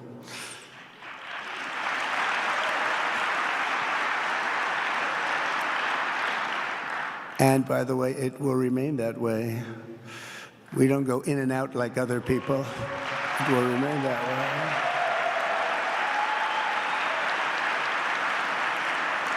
I've come this afternoon to talk about the bright future of the Middle East, but first let me begin by sharing the abundance of good news from a place called America. In less than 4 months, our new administration has achieved more than most other administrations accomplish in 4 years or even 8 years. We've actually done, for the most part, more. The day I took office, we inherited, thank you. Thank you. The day I took office, we inherited a colossal invasion on our southern border, an invasion like you'd never want to see here. Nobody should ever want to see it. But within weeks, we slashed illegal border crossings to an all-time low, down 99.999%. That's good, even for this great gentleman standing right in front of me. That's a good number. We had We had hundreds of thousands of people. They came in at the same time last year, and last month we had, in this massive border, 3 people that got in. That's quite a difference, and we have no choice but to get a lot of the people that came in because they were not the best people. They were, in many cases, very bad people. We're getting them out. We're getting them out very fast. We're bringing them back to where they came from. We have no choice. After years of military recruiting shortfalls, enlistments in the U.S. Armed Forces are now the highest in 30 years because there is such an incredible spirit in the United States of America. We have tremendous spirit again. Just about a year ago, it was a big story, front page on every paper all over the world, that nobody wanted to enlist in our military, meaning we were way under enlisted. And just last week it came out that we had the strongest enlistment. They say 30 years, but probably it's maybe ever. They don't go back that far. It's the best, and that includes police officers, firemen, everything else. Is a great spirit in the United States right now. A brand new poll from Rasmussen just showed that the number of Americans who believe the nation is on the right track, they have a right track, wrong track, is now the highest in over 20 years. And it hasn't been anything like this because for many years it was the wrong track. And I can tell you for the last 4 years it was definitely the wrong track. But it's the highest it's been in many, many years. We renamed the Gulf of Mexico into the Gulf of America. That was very popular, other than perhaps with Mexico. And most importantly for the people in this room, the days of economic misery under the last administration are rapidly giving way to the greatest economy in the history of the world. We are rocking. The United States is the hottest country, with the exception of your country, I have to say, right? I'm not going to take that on. No, Mohammed, I'm not going to take that on. Wouldn't that be a terrible thing if I made that full statement? But I will not do it. You're hotter. At least as long as I'm up here, you're hotter. But groceries, gasoline, energy, and all other prices are down with no inflation. We have no inflation, and in a few short weeks, we've created 464,000 brand new jobs. Think of that. It's almost 500,000 jobs created just in a matter of weeks.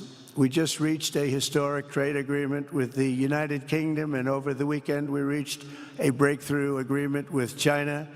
Both outstanding deals. China's agreed. We have to get it down. We have to get the little details down. And Scott, you're going to work on that very hard, but China's agreed to open up to the United States for trade and everything else. But they have to do it, so we'll see what happens. But we had a very, very good meeting with both of those countries. We are cutting 10 old regulations for every new regulation. We're getting rid of all of the red tape that is so many, frankly, countries, as they get older, they develop a lot of red tape, and we're getting rid of it. We're getting rid of it at record levels.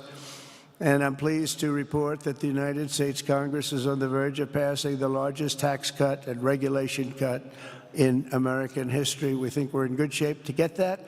And if we get that, that will be like a rocket ship for our country.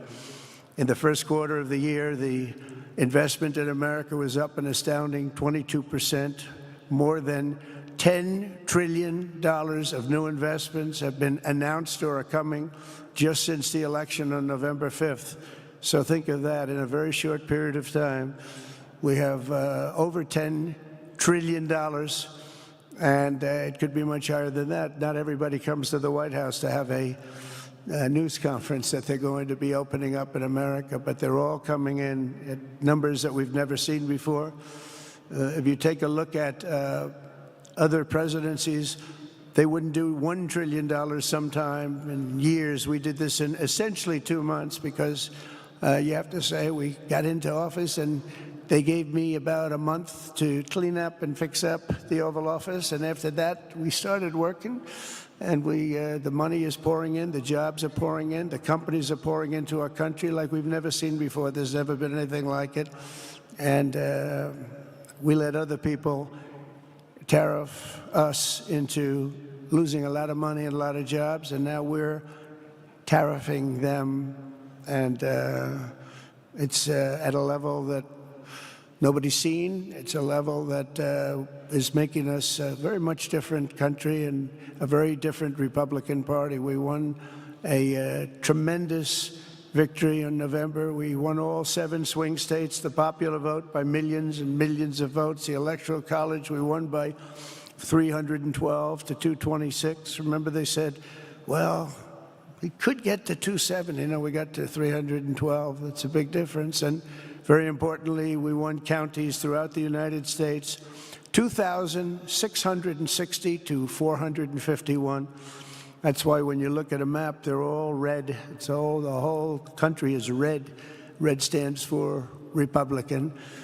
From the moment on and from the moment we started, we've seen wealth that just poured and is pouring back into America.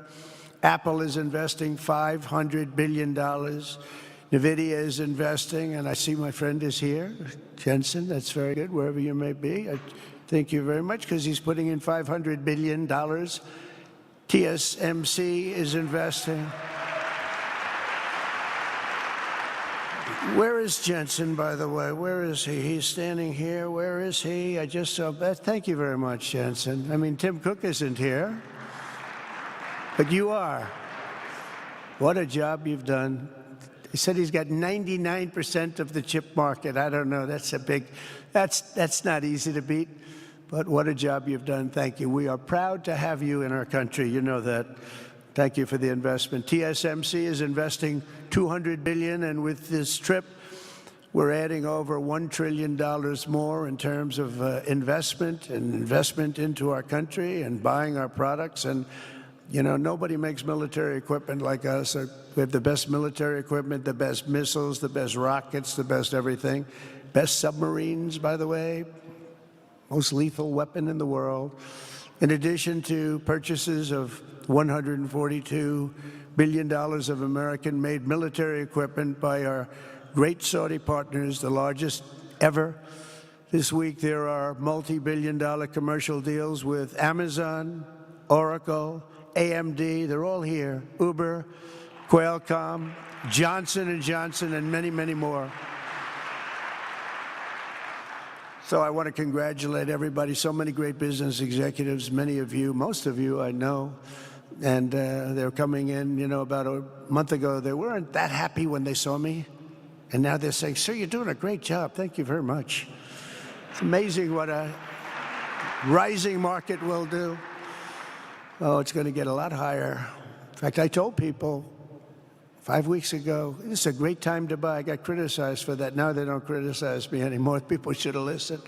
But it's going to go a lot higher. You see, we've never had anything like this happen. It's an explosion of investment and jobs, and great companies are coming in. Never seen anything like it. There's no better place to make a future or make a fortune, or do anything, frankly, than what we have in the United States of America under a certain President, Donald J. Trump. I have the right attitude. I have the same attitude that the people in the front row, second row, third row have. As you get back, perhaps they start to wane a little bit in terms of their view. But they understand, and we're doing what a lot of smart people would do. And we're not necessarily being politically correct. You saw what we did yesterday with health care. We've cut our health care by 50 to 90%. You're going to see drugs and pharmaceuticals come down at numbers that nobody has ever seen. And drugs, pharmaceuticals, we think will be dropping. And it'll be a redistribution of costs with other nations, which really took advantage of a very nice group of people that ran our country. But not only is this a time of incredible excitement in the United States, it's also an exhilarating period right here in the Arabian Peninsula. Beautiful place, by the way. Beautiful place. Exactly. Thank you. Exactly 8 years ago this month, I stood in this very room and looked forward to a future in which the nations of this region would drive the forces of terrorism and extremism, drive them right out of existence, and take your place among the proudest, most prosperous, most successful nations anywhere in the world as leaders of a modern and rising Middle East. So exciting, so exciting. Mohammed, you sleep at night? How do you sleep? Huh? Just think it.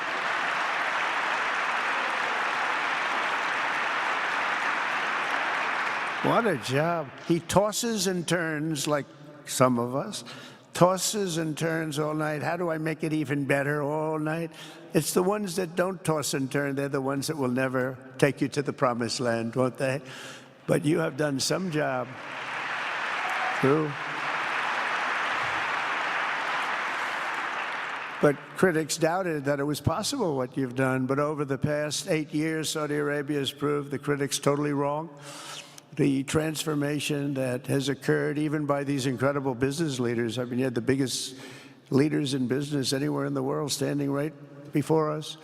But the transformation that has occurred under the leadership of King Salman and Crown Prince Mohammed has been truly extraordinary. Such a thing has, I don't think, ever happened before. I've never seen anything at that scale happen before. And I guess, you know, maybe you could say the United States is doing pretty well too, you know, but I don't think too many people have seen that happen before. Majestic skyscrapers, the towers that I see, the difference between now and 8 years ago. And 8 years ago was very impressive, but the towers that I see rising, some of the exhibits that I was shown by Mohammed, what I've seen there is just an amazing, it's an amazing process, amazing genius of so many people, architecture, but I have a feeling I know where many of those ideas came from. Happens to be sitting right in this room right before me, but the towers and all of the different, I've seen a lot of different towers. I didn't think there's any version of a tower that I haven't seen in one form or another. I just passed 4 exhibits. I have never seen anything like any of them. So it's going to be very exciting. And they sit among the ancient wonders of a growing and exciting city. It's really amazing. Riyadh is becoming not just a seat of government, but a major business, cultural, and high-tech capital of the entire world. The World Cup is here. Johnny, just stand up, John. Johnny, thank you, Johnny.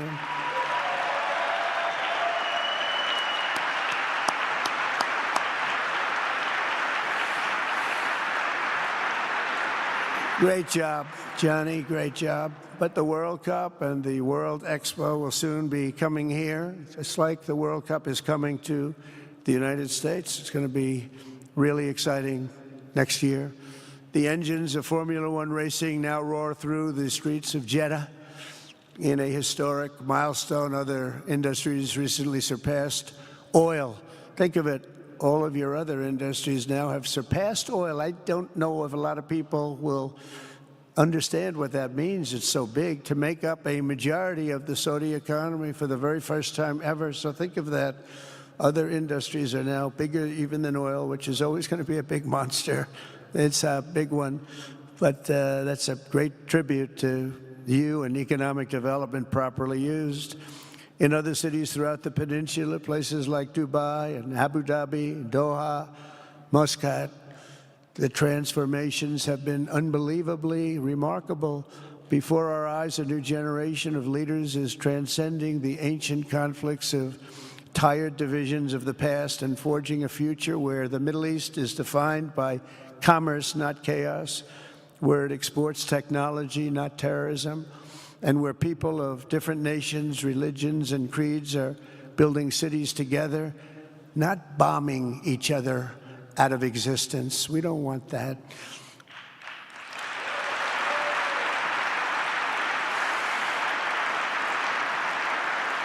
And it's crucial for the wider world to note this great transformation has not come from Western interventionists or flying people in beautiful planes giving you lectures on how to live and how to govern your own affairs. No, the gleaming marvels of Riyadh and Abu Dhabi were not created by the so-called nation builders, neocons, or liberal nonprofits like those who spent trillions and trillions of dollars failing to develop Kabul, Baghdad, so many other cities. Instead, the birth of a modern Middle East has been brought by the people of the region themselves, the people that are right here, the people that have lived here all their lives, developing your own sovereign countries, pursuing your own unique visions and charting your own destinies in your own way. It's really incredible what you've done.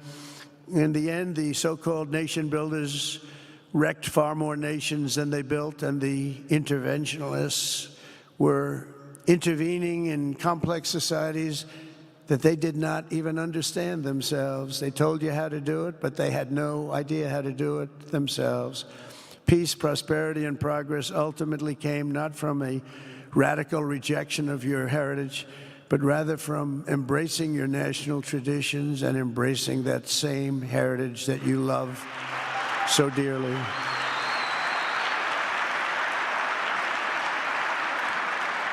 And it's something only you could do. You achieved a modern miracle, the Arabian way. That's a good way.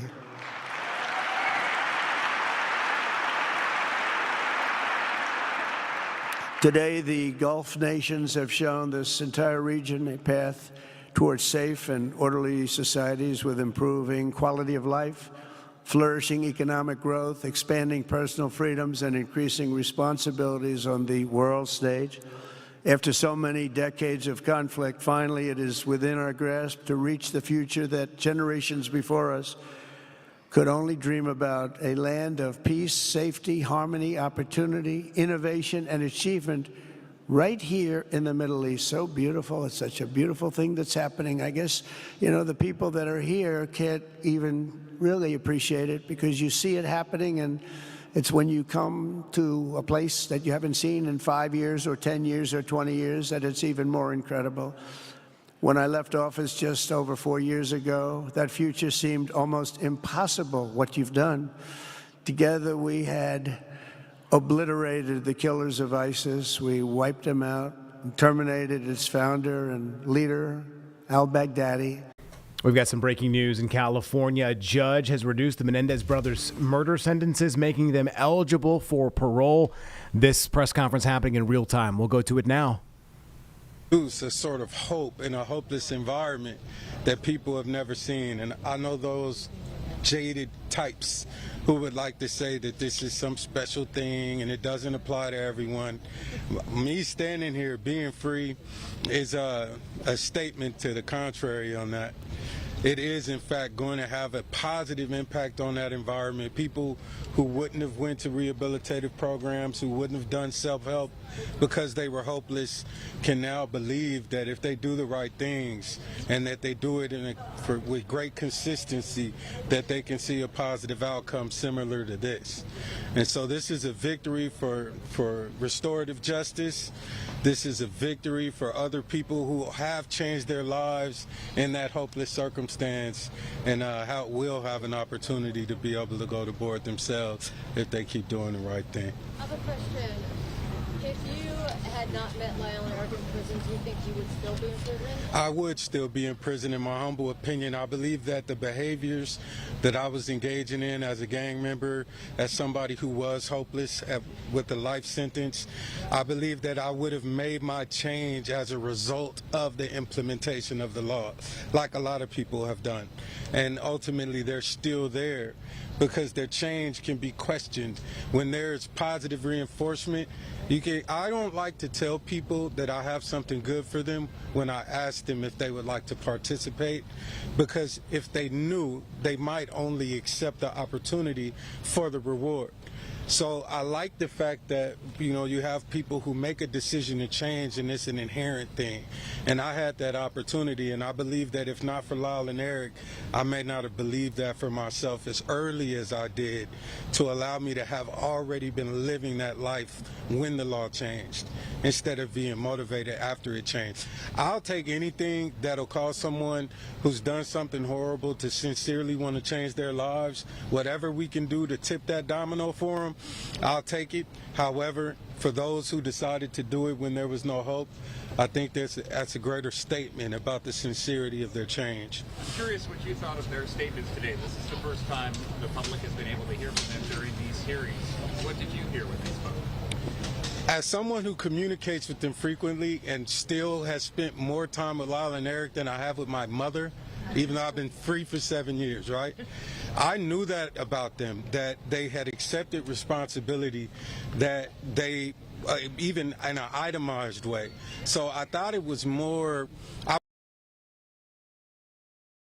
hear it, because it's a very consistent thing with them. So what was it like for you to hear the DA consistently pounding them that they hadn't accepted responsibility when you knew that they already had? What was that like? That was very challenging for me, but I think it was rewarding the fact that after they had given an itemized statement of their insight, their remorse, very specific, what they were remorseful for, what they had insight for, how they felt about the way they'd impacted the family, for him to stand up and still repeat the fact that they had no insight, that they didn't understand and weren't accepting responsibility, highlights the fact that there was nothing that anyone could say that would have changed their tune. That was their song, and they were going to sing it. Yep. You're going to have the last word. All right. Thank you. Thank you.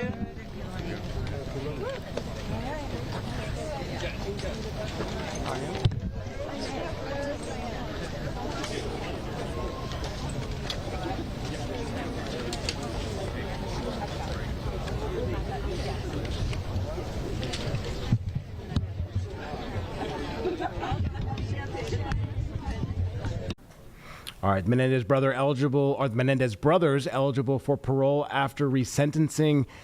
Judge saying that Lyle and Eric Menendez can be resentenced to 50 years to life in prison, which makes the eligible now for parole. So a judge saying that they can be resentenced after their original sentencing. The state parole board would need to reconsider, of course, the case and the issue that are ruling on whether to release the brothers from prison. So this is not done yet, but there was a hearing on a resentencing motion in this case, which is what happened today in Van Nuys. Now, attorneys for the Menendez brothers argued they have been rehabilitated after serving more than 30 years of a life prison sentence for the August 1989 murders of their parents in Beverly Hills. Defense attorney, he called several witnesses to the stand to testify in support of these brothers, starting with the cousin, Anna Maria Baralt.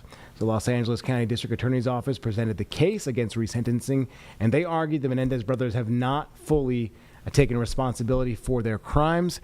However, the judge did not see it that way and ruled, of course, in the direction of resentencing to their 50 years to life sentence, and now making them eligible for parole. So we did take this in our 3 to 4 o'clock stream as well, where the prosecutor at that time was talking about the penal code and what would have to be met on the checklist for the resentencing, and clearly both sides met that, and that's why the judge ruled on this today. So some very interesting news breaking towards the end of our stream. We've been following this story throughout the day for you, but just in about 7 minutes ago from NBC4, they're saying Eric Menendez says he takes full responsibility for his parents' murders. His older brother addressed the court. Eric spoke for about 7 minutes, expressing his profound sorrow. So what an interesting case. We'll have more for you tonight at 11. All the headlines for you on our news on WCNC.